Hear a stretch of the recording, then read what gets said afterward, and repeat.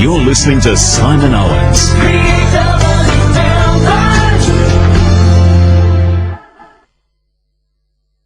You'd think I wouldn't be nervous interviewing people. I've done quite a few of these, and including Judith Durham. And if I can interview the dame of showbiz, then why the heck am I nervous about interviewing Missy Higgins? Hello, Missy. Hello. Why are you nervous? Oh, look, because I'm a fan, and I don't want to gush, because I know how awkward it can be for people to say, "Oh, I love your music and you're fabulous," and all of that sort of thing. So I want to try and avoid that. But I am a very big fan of yours, and thank you. Your music has touched me, and like many others who no doubt you've heard from over the last 5 years or so, we've been hanging out for you to bring out another album. So I was just a little nervous about getting you on the phone, but now you're here and talking. It's all pretty good, I have to say. Oh, well, thank you. I'm glad you're a fan. That makes me feel good. I'm always interested in the genetic factor with people like yourself. Now, your mother, father, were they singers? Was there any musical ability before you? Well, I mean, my dad is a piano player and was always playing piano when I was growing up. So, you know, I guess I grew up with the sound of piano throughout the house. And my mum is completely tone deaf, so no, she's not at all musical. But my brother and sister are both extremely musical. My sister's a really great singer, but she's pathologically shy about getting up on stage. Is that right? Yeah, which is such a shame, because she really does have a great voice. Would you consider guesting as a backup singer when you're performing or something like that? Or No, trust me, I've tried. She says that would be the last thing on earth that she would ever want to do, is get up on stage with me, or anybody. You could have been the Kylie and Danny of the next generation. I know. I had a dream about making, because my brother is a musician too, and he's really quite amazing. Well, that goes one step further. It could have been the Brady Bunch all over again. That's what I used to dream about, making a Higgins trio kind of thing, because we always used to harmonise when we were just kind of hanging out in the house. Or I remember once going out to dinner with the two of them, and we just started like banging the table and like hitting our forks against glasses and making this kind of rhythm, and just started singing and making up this song, and we were harmonising with each other, and I just thought, oh my God, this is so cool. It's just a way that siblings can sing together or harmonise together that's unlike anything else. Until they threw you out of the church, it was very sad. Yeah, all that noise. Exactly. Now, I reckon usually when people hit 10 or 11 years of age, you sort of enter that age where you know every song that's in the top 40. So you're born in the 80s. In the 90s, what were you into? Was Mariah Carey, Silverchair, Peter Andre? What tickled your fancy then? I did love Mariah Carey, actually, and like Whitney Houston, and actually, my brother and my sister were 7 and 8 years older than me, so I pretty much listened to anything that they listened to, and they had very different tastes. So my sister was Whitney and Mariah, and my brother was Queen and Kiss. So I basically had two ends of the spectrum, but I loved it all. I just kind of listened to anything I could get my hands on. Yeah. Was there any particular person who influenced you when you started writing? Did you ever sit down and think, I want to be like so-and-so?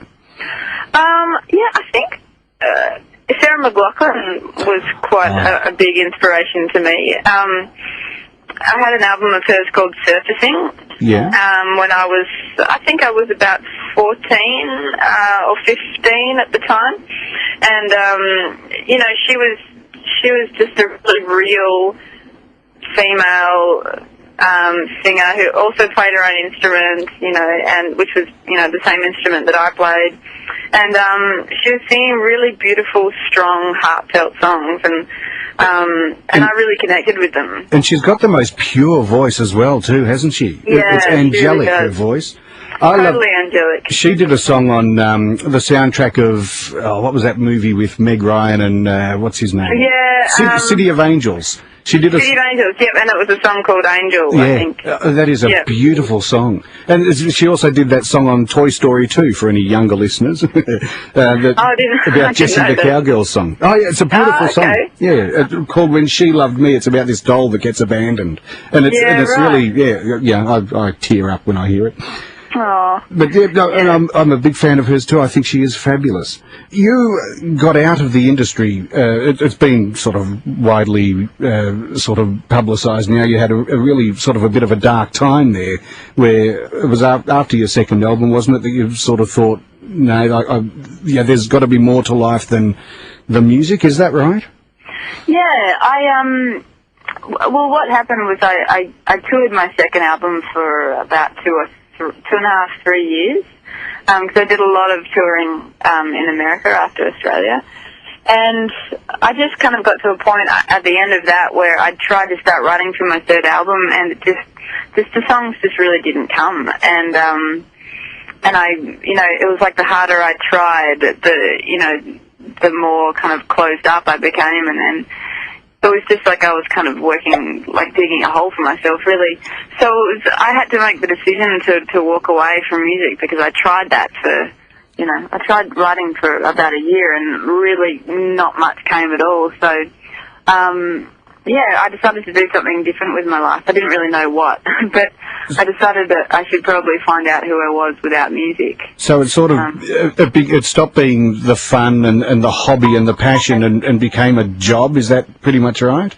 Yeah, I think so. I think I just started going through the motions in a way, and I'd kind of forgotten why I started doing music in the first place, because it used to be such a personal thing for me. It was so therapeutic, and it was only for me. And I found such refuge in my songwriting. Was it an outlet for darker moments? I mean, everyone in all walks of life have their ups and downs, but I love some of the lyrics of some of your songs. Like my all-time favourite song of yours was "The Sound of White," which to me it's a beautiful song, a tribute to somebody who's no longer with us, a cousin or somebody, wasn't it? Yeah, it was a song about my cousin who died when he was quite young from cancer. And I was even younger than him at the time, so it was my first experience with death, and I really, really loved him. So it was a song written about kind of just sitting in the school chapel one day, actually, and trying to talk to him in my head. And it comes across those lyrics. If I listen to "The Sound of White," sometimes I hear your smile and breathe your light. I can picture you sitting there just soaking in the presence of your cousin, and being a bit sort of overwhelming in a way. Yeah, I think so, and I think that kind of that intense silence of the church too really it kind of magnified those feelings and those thoughts in my head, and it was all very it was very powerful. I kind of used to go and sit in there every weekend and just think about him, and the song was written about me kind of actually kneeling in front of a statue of Mary at the side of the chapel, and I kind of felt his presence. I really thought like I could feel his hand on my head. Yes. I felt your fingers through my hair. Yeah, beautiful. Yeah. I've often wondered about people who have that sort of struggle as you did, where coming to the third album and it just not flowing. Does that end up being a good inspiration? Do you draw on sadness and dark times to write the songs? I try not to. I mean, it's a little bit of a trap to get yourself in if you keep relying on dark times for your inspiration and relying on relationships breaking up, because you're kind of setting yourself up for quite a miserable life if you want to keep writing songs. But there's no doubt that music is such an important thing to me, because it is a way of me processing things and a way of me, expressing myself when I couldn't find any other way to express myself. Yeah. So, I think the songs sometimes on my album, seem to make me look like I am quite a dark person, but in all reality, it just happens to be that that's when I write songs because I'm in a really introverted kind of headspace. Well, I get the feeling that your essays at school, your English essays at school, must have been fabulous because you've got a fabulous way with words. One particular line of a song of yours that I love, the song "Steer," and there's just one line in there that really hold this feeling like a newborn. I think that is the most beautiful line. And thank you. And I sort of think it's only like 6 words. Why could I not have ever put those words in that order and come up with that? It's funny because I kind of I really should have listened to my own advice. That song because that song's really about kind of listening to your instinct and hold this feeling like a newborn. It's like trying to remember these epiphanies and moments of clarity that you're having. Yeah. Because there are moments, in that particular moment, I was in Broome and I'd gotten away from it all, and I could just suddenly see everything in perspective, and I've realised over the last few years that I didn't hold my creativity like a newborn. I was very rough with it and I neglected it, and as a result, it kind of, it was really, really hard to get it back after not kind of nurturing it for so many years. Yeah. So I hope to not kind of make the same mistake again. Now, outside of music, you've done a bit of acting. The film Brand New Day was a fabulous film, very funny film. Thanks. Would you do more of that? Would you look at another film script if one was tossed in your direction? Yeah, I would love to, actually.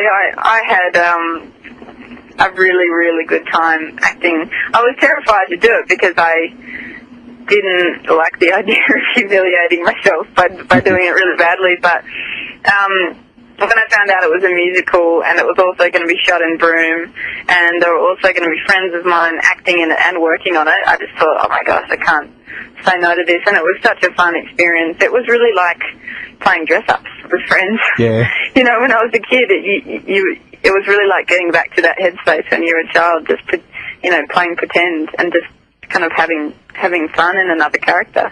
Well, hopefully anyone who does hear this who's a budding film writer might throw a script in your direction and see what comes out of it. Yeah, there you go. Now, I tweeted you actually some months ago when I think you were over in the States at the time because it was about 4 a.m. when I was doing mid-dawns, and I tweeted you and got a reply. I asked if you were going to be doing your new album with an Aussie accent, because that's the other thing I love about your music is you can hear you're Australian. Ah, right. What did I say? Oh, you said you hope so. You hadn't really concentrated on it. It was just the way you sang. But yeah. I think my accent's definitely not as strong as it was in my first album, but I think that's a good thing because I think I've definitely still got an Aussie accent, but I haven't gone overboard with it. I listen back to my first album now and I just cringe. Oh, I think no. that's because I think it was great because it was real, but I think at the time I was listening to a lot of Australian music, so I think those influences came out, and I think over the years, I don't know, I guess my influences have just broadened and without really meaning to it, I think I just haven't got so much of a twang anymore, but it's easier for me to listen to anyway. Oh, I love it. I don't know if you'd ever want to be called the female John Williamson or anything, or the female Slim Dusty. It doesn't sort of sit quite right, but I love it. Now, I want to go out. I'm actually going to play, I saw you sing on Adam Hill's TV show in Gordon Street tonight, and you sang Everyone's Waiting, which is, as I mentioned at the start, I'm a big fan, rah, rah, rah. I was really touched by that performance because it seemed to sum up, in that song, Everyone's Waiting, it seemed to sum up how you felt around the time, I guess, that you were taking the break from the business. It's become just something that you do. You're doing it for the audience and not for yourself. And I understand that's all sort of past now, and you're all back into it again, which is great. But I just thought that was such a fabulously touching song, so I'm going to play that when we finish here. Oh, great. Thank you. Well, it has been just lovely to talk to you. I'm very grateful you gave us some time, and hopefully we'll see you on the screen in the near future. And in the meantime, everyone go out and buy the album when it comes out. It's June 1st, isn't it? June 1st, yeah. You can pre-order it at the moment, though. Ah, and there's also the special for people the old vinyl lovers. I saw on... Oh, yeah, it's coming out on vinyl. You can get it on vinyl, but it's limited edition vinyl. So, yeah, I think there's only 1,000 of them or something, but they're going to be beautiful. And are you going to autograph each of those? Oh God, that's putting me on the spot. Maybe. I've just got a delivery of 2,000 albums that I'm just about to sign. I don't know, maybe the vinyls are in there, I'm not sure. Well, good luck with it. Don't get writer's cramp. I'll try not to. Missy, thanks very much. It's been lovely to chat to you, and hope to do so again soon. Thanks very much. See ya.